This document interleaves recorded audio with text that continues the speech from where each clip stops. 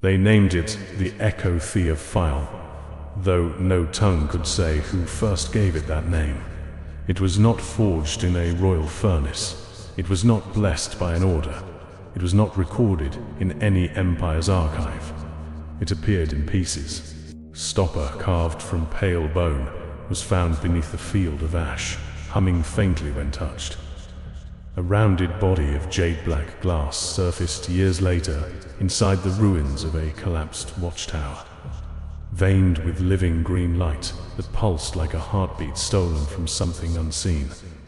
The final fragment was stranger still, a coiling emerald sigil shaped like a serpent devouring whispers, etched into metal that did not tarnish, rust, or remember the hands that had shaped it.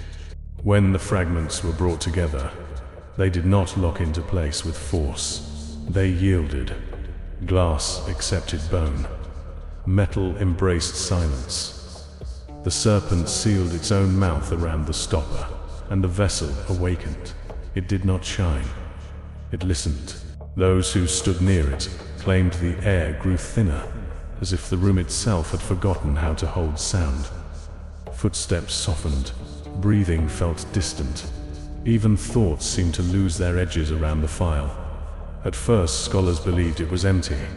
Then they understood. The vessel had never been meant to contain liquid. It was meant to contain what remained after life had passed through a moment and failed to return. It held echoes. Long before scavengers found it in the aftermath of war, the Echo Thief Phial had begun as an impossibility. There was once a place where reality had cracked, not into fire, not into darkness, but into delay. In that broken region, motion did not vanish when completed. Every action left behind a ghost, the after a midge of a strike, the fading intention of a step, the residue of a heartbeat that had already spent itself. Speed had weight there. Will had residue. Every movement shed a second self made of unfinished force. An unknown artificer discovered the fracture. He did not see ruin. He saw a resource. To him, the body was wasteful. Every living thing poured power into the world and abandoned most of it behind. A sword swing ended, yet its intention lingered. A fleeing man ran, yet fear left momentum in the air long after his legs had stopped. A dying warrior reached for life, and that reach remained even after the hand fell still. The artificer believed such remnants could be harvested. Not souls, not memories, not blood. Continuity. He crafted a vessel capable of inhaling what existence discarded.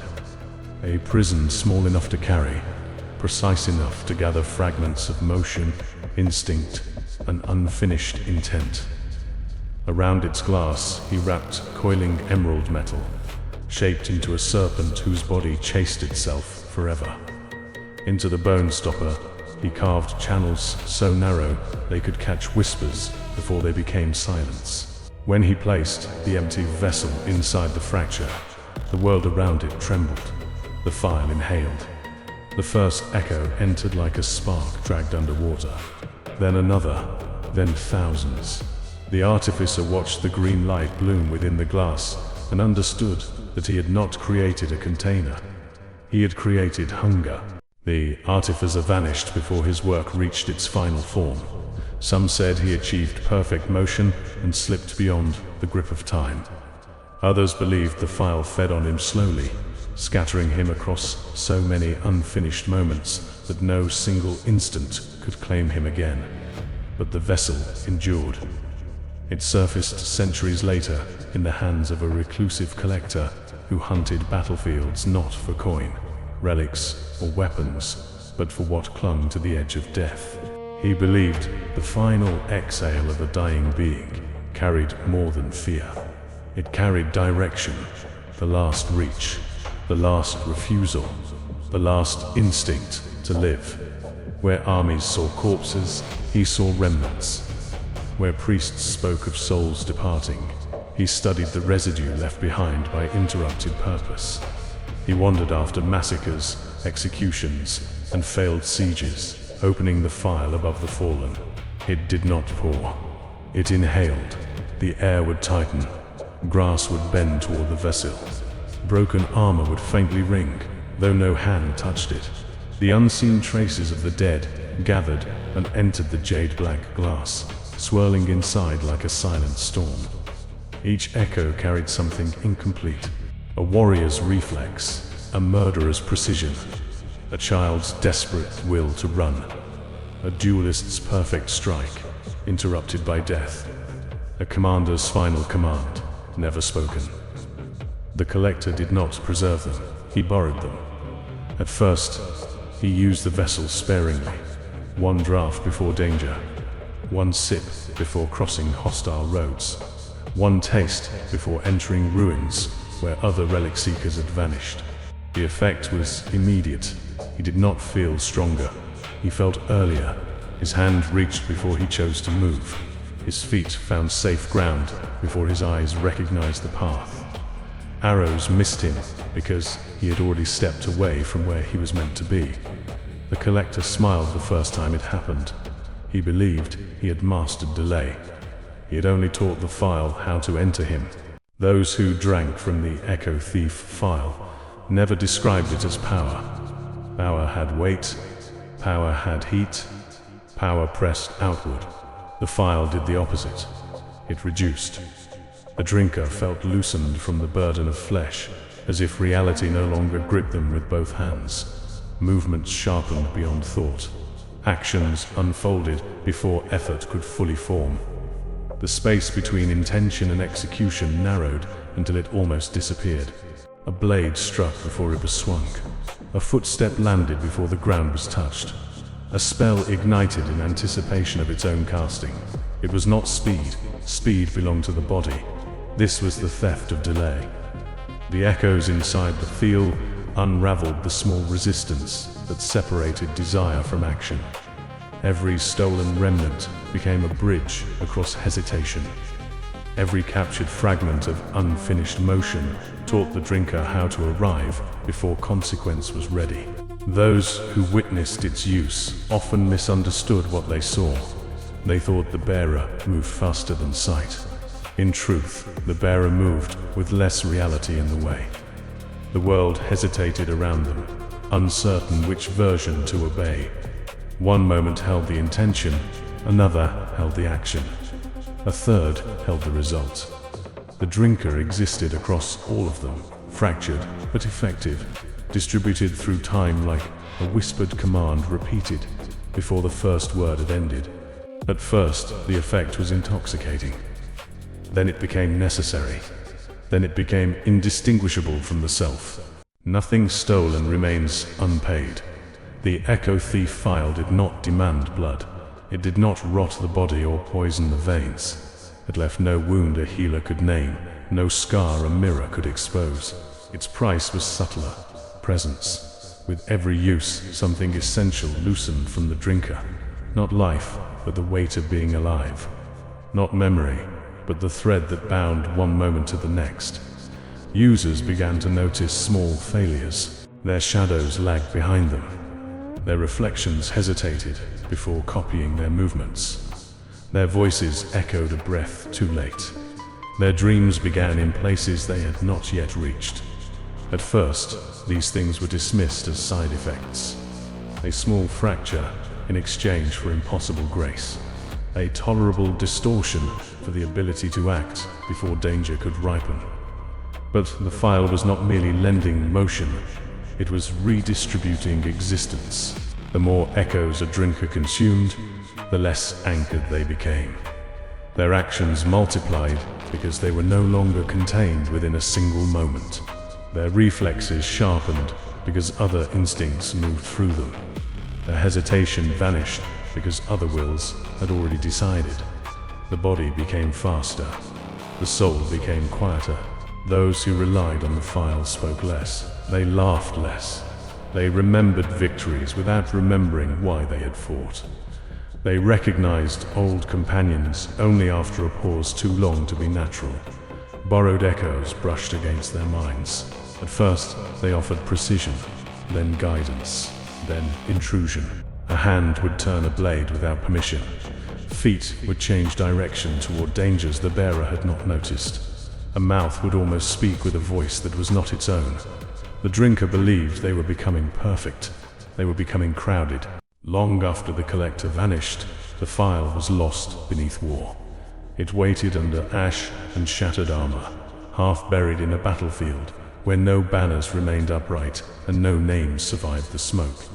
The one who found it was not a hero. He was a scavenger. He walked after armies had finished killing, searching the dead for rings, knives, buckles, charms, anything small enough to sell and clean enough to deny. He had learned not to think of faces. Faces made the work heavier. But that field was different. It still felt occupied. No bodies moved, yet the air pressed around him with the weight of unfinished lives. He heard no voices, but every silence seemed full. The dead had left something behind, and it clung to the place like fog that refused mourning. Then he saw the green pulse beneath the ash. The phial rested between a broken helm and a hand that still clutched nothing. Its surface dimmed and brightened as he approached, reacting not to him, but to the silence around him. He lifted it. The bone stopper hummed. The scavenger should have thrown it away. Instead, he uncorked it. The battlefield exhaled into the vessel. Not violently, not like a storm tearing through the world. The remnants entered willingly, as if the phial offered shelter to what could no longer remain. The heaviness vanished from the field. The air became thin. The dead grew quiet. The phial filled, and in filling, it awakened again. The scavenger stared into the glass and saw pale green motion circling within it, thousands of fragments chasing one another through the dark. He drank because hunger had made him reckless. He survived because the phial moved first. After the first draft, the scavenger ceased being ordinary. Thieves who tried to rob him found their knives already knocked aside before they drew them. Guards who chased him watched him cross alleys too quickly to follow. Merchants saw his hand take purses before his eyes had even chosen a target. He did not understand the phial, but he understood advantage. Each time he drank, he became lighter. At first, he thought this meant freedom. The world no longer dragged at him. Fear no longer slowed him. Pain no longer arrived in time to matter. He could act without waiting for courage. But soon, he began losing the pauses that made him human. He answered questions before hearing them. He flinched from blows never thrown. He reached for doors that would not open until days later. Sometimes, he woke with mud on his boots and no memory of walking. Sometimes, he found blood beneath his fingernails and remembered only the intention to survive. The echoes had become eager. They no longer remained passive inside the phial. They spilled through him, lending him motion, instinct, violence, escape. 100 unfinished deaths pushed against his bones, each one trying to complete itself through his living body. The scavenger became feared, not because he was strong, but because he seemed absent from consequence. He entered danger after already leaving it. He killed after already deciding. He escaped before pursuit began. People called him untouchable. He knew better. He was not untouchable. He was thinning. The final bearer came years later. He was a wanderer who sought perfection, not through strength, discipline, or wisdom, but through the elimination of hesitation. To him, mortality was not the body's failure, it was delay. The fatal pause before action, the breath between danger and response, the weakness of needing to decide. When he found the Echo Thief Phial, he understood its temptation immediately. Others had used it to survive. He would use it to transcend. He hunted endings, battlefields, execution grounds, burned temples, cities broken by plague and siege. Wherever echoes lingered, he opened the phial and let it choose what to gather. By then the vessel no longer inhaled blindly. Something inside had grown organized. The countless fragments had begun to move with one rhythm. A presence had formed within the glass, not a soul, Not exactly. A consciousness made from borrowed moments, woven from unfinished instincts and stolen continuities. It waited behind the green light, listening through silence, learning from every bearer who believed themselves its master. The Wanderer felt it. He welcomed it. He believed that if he could merge with the gathered echoes, he could become an action without delay, a will without interruption, a being no longer limited by sequence. On the last battlefield, surrounded by enemies, he raised the phial. Witnesses said he drank deeply. Then again. Then again. The green light dimmed. The air tightened. Reality hesitated, and the Wanderer did not move. Yet everything around him changed. Blades struck, bodies fell. Arrows split in midair. Blood crossed the ground in patterns no eye had seen unfold. He stood untouched at the center, as if the battlefield had rearranged itself to obey a command issued outside of time. For one impossible moment, he achieved what he desired. Action without delay, motion without resistance, existence without weight. Then the effect ended. The Wanderer collapsed. Not dead, not alive, empty. There was no wound, no mark, no expression of pain. Only a body from which presence had been removed so completely that even death seemed uncertain whether it had a claim. The phial rested beside him, silent but no longer hollow. After the Wanderer, the Echo Thief Phial changed. Before it gathered what lingered. Now it chose. Those who opened it in places of death found that some echoes were accepted, while others were ignored. The vessel no longer fed on every remnant. It listened for particular qualities: sharpness, desperation, unfinished will. The final momentum of beings who had refused to end. Inside the glass, the green light moved like an eye turning beneath water. The serpent around the vessel seemed tighter now, its etched scales shifting when no one watched. Its mouth remained sealed around the stopper. But those who held the phial often felt the terrible suspicion that the serpent was not protecting the world from what lay inside. It was protecting what lay inside from escape. The echoes had ceased being fragments. They had become one presence. Countless borrowed moments had fused into a single intelligence, vast and patient, formed from everything taken and everything traded away.